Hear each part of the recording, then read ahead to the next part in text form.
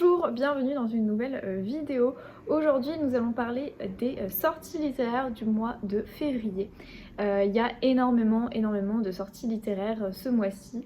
Donc voilà, je vous ai préparé une petite sélection. La liste bien sûr n'est pas exhaustive, j'ai vraiment fait en fonction de mes goûts littéraires personnels. J'ai fait aussi un petit peu en fonction de ce que vous appréciez voilà, au niveau des genres littéraires qui pourrait vous plaire. Donc voilà, s'il manque une sortie ou quoi, c'est normal. Simplement, j'ai une mèche là qui m'embête, voilà. Simplement, je les ai pas mis dans cette vidéo parce que voilà, je voyais pas trop l'intérêt de bourrer, de mettre 50 sorties littéraires, ça a pas trop d'intérêt. C'est vraiment une petite sélection de sorties que j'ai donc choisies pour le mois de février. Elle revient cette mèche, elle revient 2023. Alors c'est parti, j'ai l'ordinateur sur les genoux. La première sortie qui me tente vraiment beaucoup, il s'agit du Chant de la Vengeance de Megan Chance, ou Chance en version française, qui va sortir donc au format poche, qui est sorti au moment où je tourne la vidéo, qui est sorti le 1er février en format poche, donc aux éditions J'ai lu.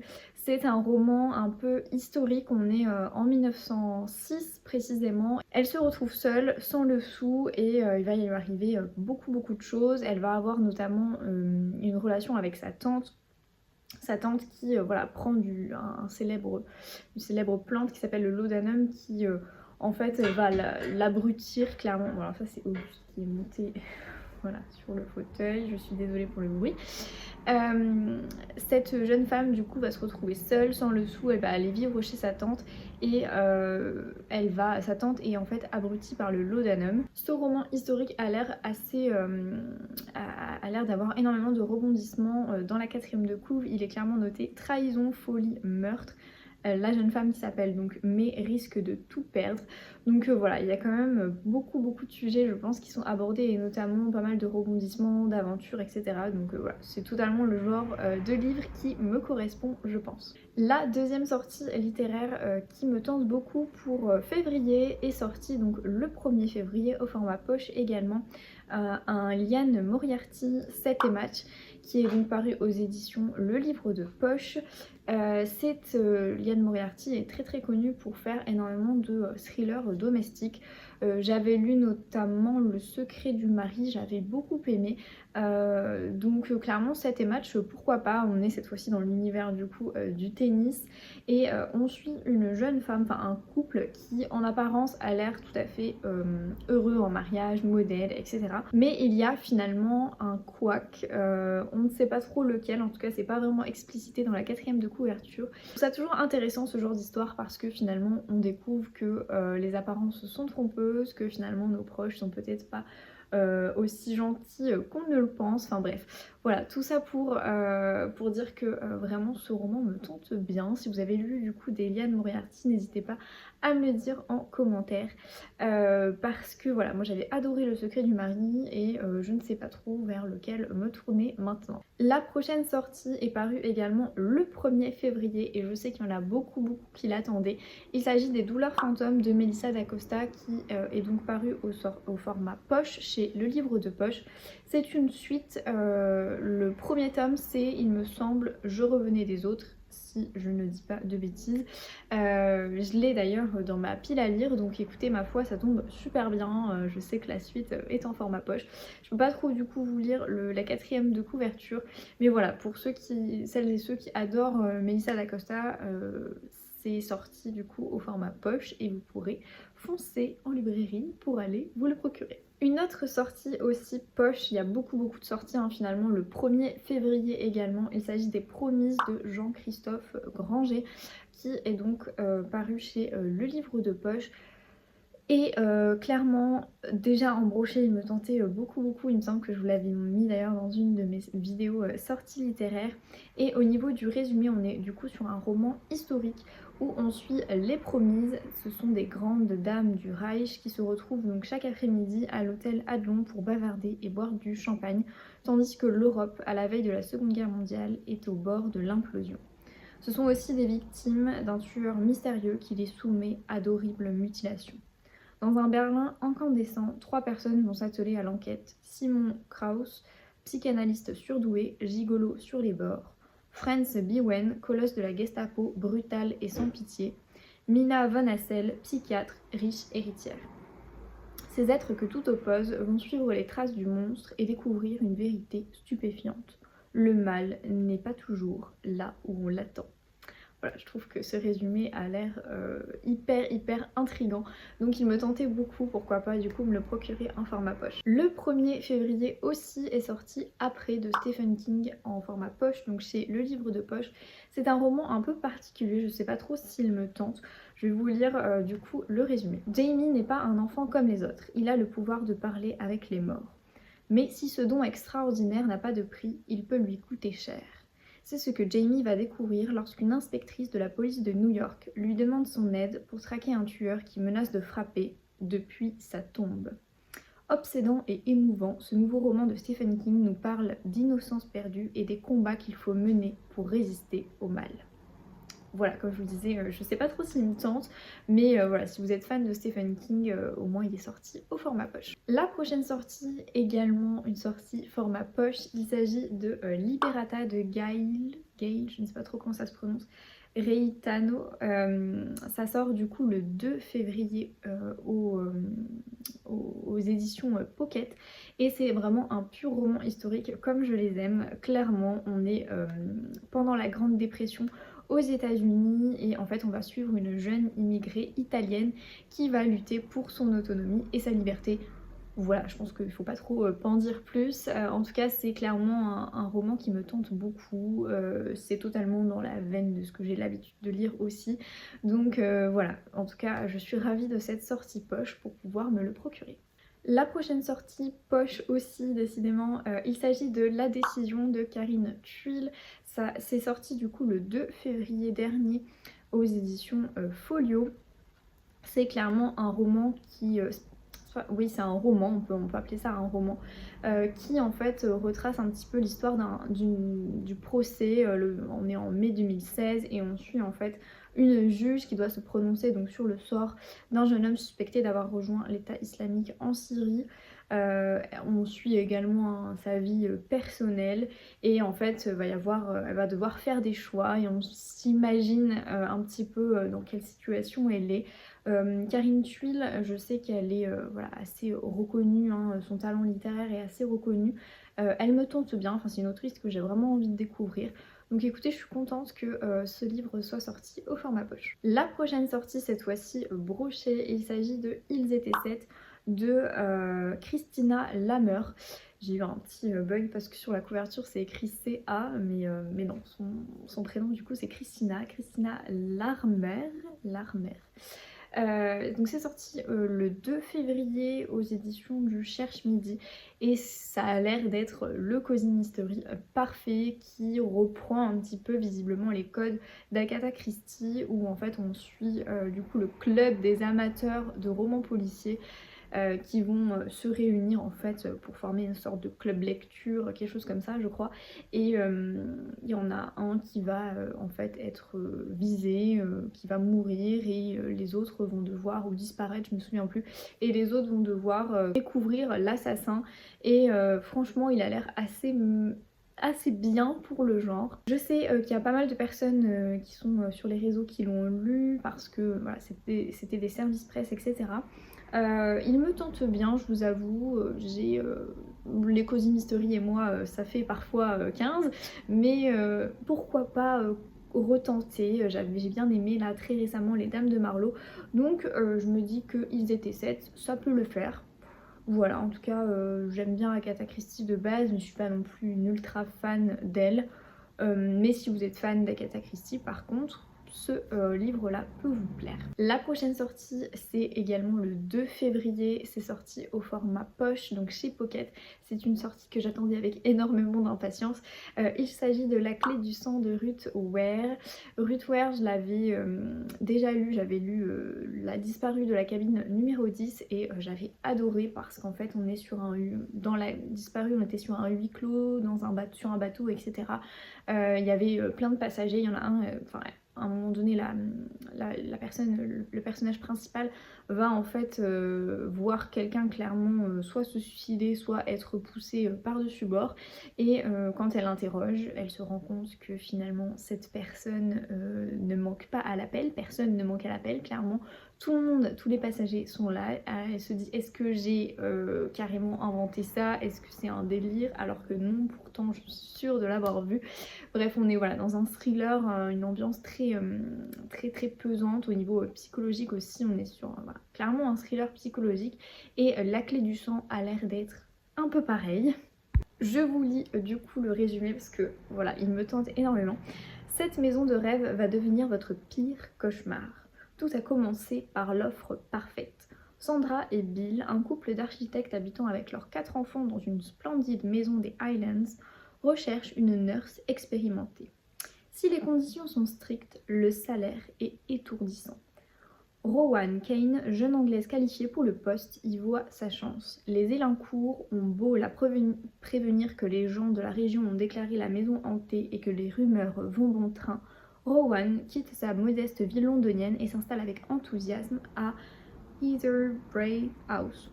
Jusqu'à ce que petit à petit, de mystère en anomalie, le rêve glisse vers le cauchemar. Ça a l'air dingue. Donc voilà, il me tente beaucoup, je pense que vous l'aurez compris. Donc je suis ravie de sa sortie poche. Le 2 février également, du coup, sort le nouveau roman de Ruth Ware. C'est un petit peu, j'ai l'impression qu'il y a pas mal de... Une fois qu'il y a une sortie poche, il y a le brochet, le nouveau roman qui sort en même temps quasiment au niveau de la date, etc. C'est toujours un petit peu comme ça. Et donc son nouveau roman, il s'agit du Chalet des Disparus. Ça sort donc chez Fleuve Noir et le Chalet des Disparus, on est également sur un thriller psychologique très prenant, très haletant. Et donc cette fois-ci, déjà au vu de la couverture, ça a l'air très hivernal. Quand les associés d'une célèbre application de musique se décident à organiser un séminaire dans un chalet perdu en pleine montagne pour évoquer l'avenir de leur entreprise, ils n'imaginent pas qu'ils vont être soudain coincés par une tempête de neige. Et bientôt, un premier membre de l'équipe va manquer à l'appel. Bon, c'est toujours un petit peu les mêmes résumés vus et revus, mais d'un autre côté, c'est ce qu'on aime. Enfin, moi, j'adore ce genre de résumé où on est clairement perdu. Il y a une tempête de neige, il se passe des choses très étranges, ça fait un peu film d'horreur. J'adore ce genre de thriller. Donc écoutez, ma foi, je suis ravie de cette sortie et du coup, pourquoi pas attendre la sortie poche l'année prochaine. Le 3 février, cette fois-ci, est sorti 10 âmes pas plus de Ragnar Jonasson qui est sorti donc au format poche chez les éditions Point. 10 âmes pas plus, l'année dernière il me tentait beaucoup. On est clairement à chaque fois dans une ambiance un petit peu glaçante, avec l'auteur à chaque fois c'est toujours un petit peu le même pitch où on a en fait les paysages de l'Islande, où on a des personnages, une ambiance très contemplative, toujours avec un peu de suspense parce que on est sur un thriller, mais on adore aussi ce genre d'ambiance. Du coup, clairement je vous lis le résumé parce qu'il me tentait énormément. Recherche professeur au bout du monde. Cette petite annonce décourageait toute personne saine d'esprit, sauf Una. La jeune femme part pour Skalar, l'un des villages les plus reculés d'Islande qui ne compte que 10 habitants. Bientôt, une mort brutale survient. Una entend des voix et une fantomatique berceuse. Quel secret cache ce village? Jusqu'où iront ses habitants pour les protéger? Vous l'aurez compris, donc à chaque fois on est dans cette ambiance un petit peu reculée, ça ressemble très fortement au Chalet des Disparus. C'est je pense un peu dans la même veine, la même thématique. Mais ma foi, j'aime beaucoup ce genre d'histoire à chaque fois. Donc je suis ravie de cette sortie poche. Le 8 février, cette fois-ci, va sortir le nouveau roman de Liane Moriarty, Amour et autres obsessions. Je vous lis pas le résumé parce que voilà, Liane Moriarty, à chaque fois, elle fait toujours un petit peu, vous le savez, le même genre, le même type d'histoire. En tout cas, on est sur une histoire d'amour, vous l'aurez compris. Et je vous lis juste la première phrase. L'amour, c'est comme la tombola, pas facile de tirer le bon numéro. Question de chance ou de lucidité. Voilà, il a l'air plutôt intéressant, ma foi. Voilà, tous les romans en fait de Liane Moriarty me tentent bien. Donc je suis contente de ce nouveau roman. Le 9 février prochain va sortir Perles de lune de Di Morisset. Alors c'est aux éditions, j'ai pas les éditions, ah oui c'est aux éditions de l'Archipel. C'est un roman que je trouve déjà de par le titre extrêmement poétique et il a l'air d'être dans une ambiance voilà, très douce, très poétique, où on est cette fois-ci au niveau du résumé, on est sur un roman historique où on suit en fait la vie des pêcheurs de perles en Australie, où on a un petit peu la facette méconnue de ce pays-là au XXe siècle. Et rien que pour ça, j'ai pas trop envie de lire plus le résumé, rien que pour ça, ce roman, je sais pas, me tente beaucoup. Je sais pas si c'est le titre, si c'est le sujet, etc. Mais il a l'air assez intéressant. Donc écoutez, ma foi, ça sort le 9 février aux éditions de l'Archipel. Le 10 février prochain va sortir au format poche L'écarisseur de Nadine Matheson. C'est un roman donc, que j'ai lu parce que je l'ai reçu en avant-première pour le prix du meilleur polar des éditions Point. Donc ça sort, ce roman là au format poche sort le 10 février et pour l'avoir lu du coup je vous le conseille, j'ai bien aimé ma lecture. C'était pas une lecture non plus excellente mais on suit un tueur en série qui s'appelle donc l'écarisseur. Il est normalement en prison mais bizarrement il va y avoir pas mal de meurtres qui vont être commis et la particularité de ces meurtres c'est que c'est des personnes qui sont donc démembrées. C'est des meurtres extrêmement violents, ça va être commis voilà, un petit peu partout dans la ville autour de Londres. On est en Angleterre de nos jours. On suit du coup la même inspectrice qui a arrêté ce fameux écarisseur à l'époque, il y a de ça 2-3 ans. Et donc les meurtres sont commis alors que le meurtrier est censé être sous les verrous. Donc du coup, grosse question, est-ce que c'est lui, est-ce que c'est pas lui? Qu'est-ce qui se trame en fait? Et on est clairement sur un roman assez haletant, on a pas mal de rebondissements, on est sur un bon thriller psychologique où voilà, on est à la fois avec le tueur, ce fameux du coup écarisseur, et à la fois on s'attache un peu à l'inspectrice de police, Angelica Henley. Et vraiment je vous le conseille si vous aimez tout ce qui est un peu gore. Clairement si vous aimez Cédric Cyr, bah, vous allez adorer l'écarisseur je pense parce que on est un peu sur la même veine, hein. C'est quand même des... On a des démembrements, hein, donc c'est assez horrible. Voilà, en tout cas, bon thriller, bon polar aussi. Donc je vous le conseille en tout cas si vous êtes intéressé par la thématique. La prochaine sortie, ça sort le 15 février. Il s'agit des larmes d'une reine de C.W. Gortner. Je n'ai pas le prénom, j'en suis désolée. Aux éditions Hauteville, donc en format broché. En fait, c'est déjà, je pense que vous pouvez le voir un petit peu à la couverture, ça se passe à Grenade. On est sur un roman historique, hein, les éditions Hauteville. Bon, même s'ils n'éditent pas que ça, mais en tout cas dans ce genre-là, il y a pas mal de romans historiques. Et en fait, on suit la fille d'Isabelle de Castille et de Ferdinand d'Aragon qui s'appelle Juana. C'est une femme donc qui est assez visiblement qui a un fort caractère, fort tempérament. Et on suit un petit peu sa vie avec notamment son mariage arrangé avec Philippe le Beau, etc., etc. On est sur un pur roman historique. Typiquement tout ce que j'aime et ce qui m'a tenté vraiment c'est que ça se passe à Grenade, que j'ai visité et que vraiment j'adore l'ambiance de cette ville. J'ai adoré aussi le palais de l'Alhambra qui est juste merveilleux, magnifique. Quand je l'avais visité, il n'y avait pas un grand soleil, mais ça n'a vraiment pas entaché ma visite. J'ai un souvenir absolument incroyable de ce lieu et j'ai vraiment envie aussi de retourner en roman là-bas. Et en plus, c'est un roman historique, etc. La période a l'air assez intéressante. Donc voilà, il me tente beaucoup. Il ne sort pas du tout au format broché, je crois que j'ai dit ça. Il sort au format poche. Les larmes d'une reine sort au format poche. Je le reprécise parce qu'il me semble que j'ai dit broché, mais non, il sort au format poche chez Hauteville du coup. La prochaine sortie, c'est également le 15 février. Cette fois-ci, c'est le nouveau roman de C.W. Gortner. Il s'agit de Lucrèce Borgia, la princesse du Vatican. Donc cette fois-ci, il sort en format broché chez Hauteville. Et clairement, ne serait-ce qu'à la couverture, je fonce direct. Moi j'adore de toute façon ce genre de couverture où il y a une femme là, ou enfin je sais pas, j'aime énormément ce genre de couverture, je trouve ça extrêmement beau, attirant, agréable, tout ce que vous voulez. Et ensuite du coup la vie de Lucrèce Borgia qui est la fille illégitime du pape Alexandre VI, voilà, on a la famille Borgia, elle est extrêmement connue pour avoir pas mal de relations incestueuses, pour avoir aussi eu énormément de conflits violents, du sang. On est un peu sur le sang et le sexe, hein, clairement c'est ça. Les Borgia, quand on s'imagine l'imaginaire populaire, c'est ça. Donc du coup, ils me tentent bien, pourquoi pas.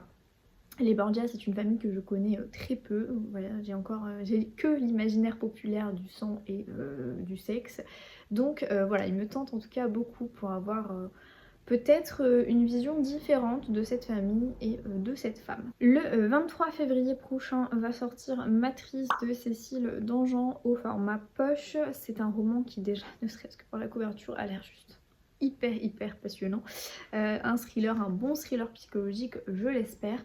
Je ne sais pas du tout par contre si c'est une suite ou si c'est un one shot. Vraiment, j'ai pas réussi à trouver l'information. Donc on est en plein mois de décembre. Il y a une terrible tempête qui se déchaîne sur les Pyrénées et sous la pluie battante, une jeune femme enceinte court à perdre haleine et est percutée par une camionnette. Avant de mourir, elle murmure quelques mots en anglais. Save the others. Save the others. Save the others.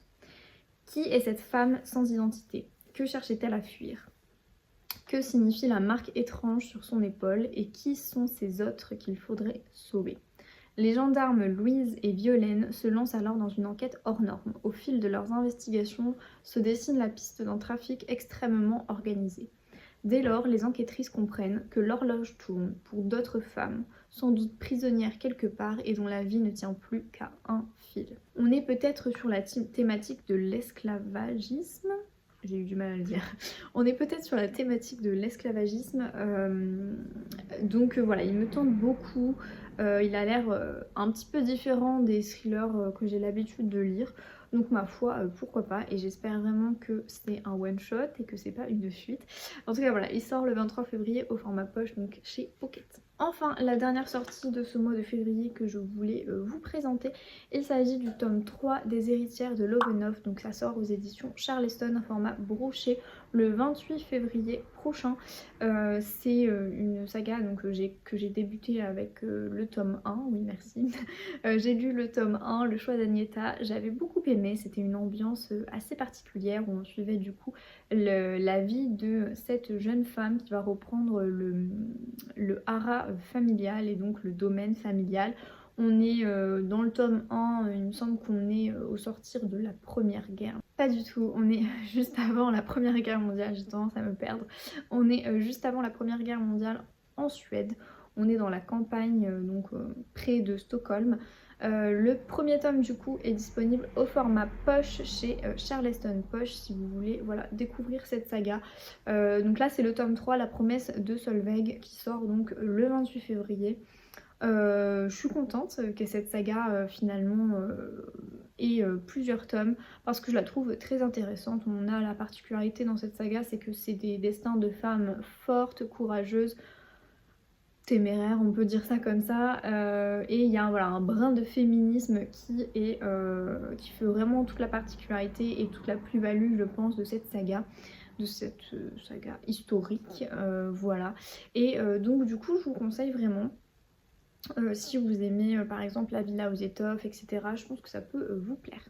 Voilà, du coup ma sélection est désormais terminée pour les sorties littéraires du mois de février 2023. J'espère que vous avez noté du coup pas mal de titres.